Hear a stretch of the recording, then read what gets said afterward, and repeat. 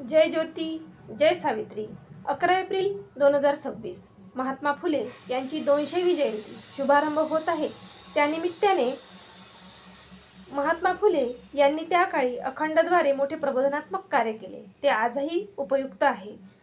मी आरती अंकुश लोखंडे, माणिकवाडा, यवतमाळ आपणासमोर घेऊन येते महात्मा फुले यांची अखंड काव्यरचना. ऐका. अखंड.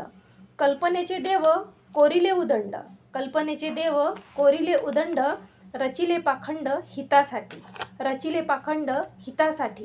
किन्नर गंधर्व, किन्नर गंधर्व ग्रंथी नाचविले, किन्नर गंधर्व ग्रंथी नाचविले, अज्ञ फसविले कृत्रिमाने, अज्ञ फसविले कृत्रिमाने.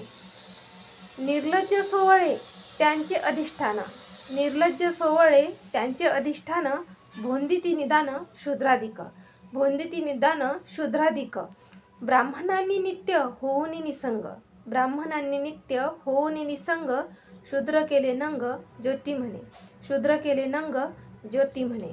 महात्मा फुले म्हणतात की काही लोकांनी आपल्या स्वार्थासाठी, काही लोकांनी आपल्या स्वार्थासाठी आणि फायद्यासाठी कल्पनेतून अनेक देव तयार केले. त्याभोवती खोटे धार्मिक आचार विचार निर्माण केले, त्याभोवती खोटे धार्मिक आचार विचार निर्माण केले. धार्मिक ग्रंथामध्ये किन्नर, गंधर्व, देवदूत अशा काल्पनिक गोष्टी दाखवून अज्ञानी लोकांना भुलवले आणि फसवले. म्हणजेच या गोष्टी वास्तव नसून कृत्रिम कल्पना आहेत.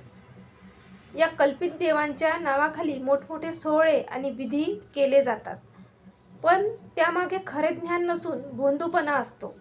याचा परिणाम असा होतो की शूद्र आणि सामान्य लोक जास्तीत जास्त फसतात.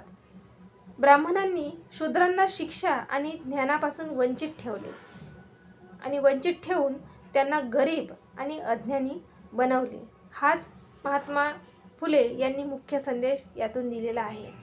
महात्मा फुले यांनी दिलेला संदेश आजही उपयुक्त असून आपण सर्वांनी त्यांचे संदेश उपयोगात आणावे ही विनंती सावित्री शक्तीपीठ पुणे महाराष्ट्राच्या वतीने आम्ही करत आहोत. आमच्या सावित्री न्यूज इंडिया चॅनलला लाईक करा, सबस्क्राईब करा. धन्यवाद.